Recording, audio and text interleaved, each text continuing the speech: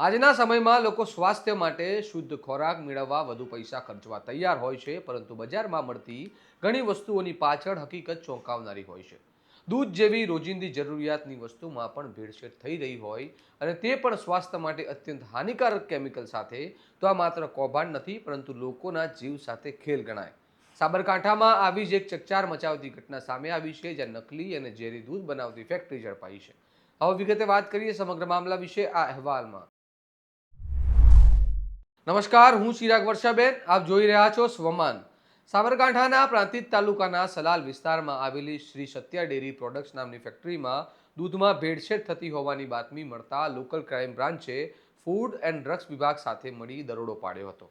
તપાસ દરમિયાન જે હકીકત સામે આવી તે ચોંકાવનારી હતી, કારણ કે અહીં દૂધ બનાવવા માટે પાણી સાથે દૂધ પાવડર, પામોલિન તેલ, સોયાબીન તેલ, કોસ્ટિક સોડા, ડિટર્જન્ટ પાવડર અને યુરિયા ખાતર જેવી ઝેરી અને સ્વાસ્થ્ય માટે ખતરનાક વસ્તુઓનો ઉપયોગ થતો હતો. આ મિશ્રણને દૂધ તરીકે પેક કરી બજારમાં વેચવામાં આવતું હતું. પોલીસે દરોડા દરમિયાન અંદાજે 71 લાખથી વધુનો મુદ્દામાલ સાથે મશીનરી કબજે કરી ફેક્ટરી સીલ કરી દીધી છે. આ કેસમાં 4 આરોપીઓની ઝડપી પાડવામાં આવ્યા છે, જ્યારે મુખ્ય આરોપી ધમો ઉર્ફે રાકેશ પટેલ ફરાર હોવાનું સામે આવ્યું છે અને તેની શોધખોળ ચાલુ છે. આ સમગ્ર ઘટના અનેક ગંભીર સવાલો ઊભા કરે છે. દૂધ જેવી વસ્તુમાં જો ડિટર્જન્ટ અને યુરિયા જેવી વસ્તુઓ ભેળવી લોકોના સ્વાસ્થ્ય સાથે રમાતું હોય તો એ માત્ર કાયદાનો ભંગ નથી પરંતુ માનવતાનો પણ ભંગ છે. આવા દૂધથી બાળકો, વૃદ્ધો અને દર્દીઓ પર કેટલી ગંભીર અસર થઈ શકે છે તેની કલ્પના કરવી પણ મુશ્કેલ છે.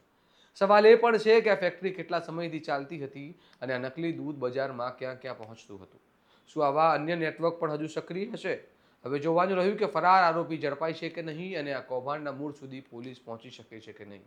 તમારું શું મંતવ્ય છે તેમને કમેન્ટ બોક્સમાં જરૂર જણાવો.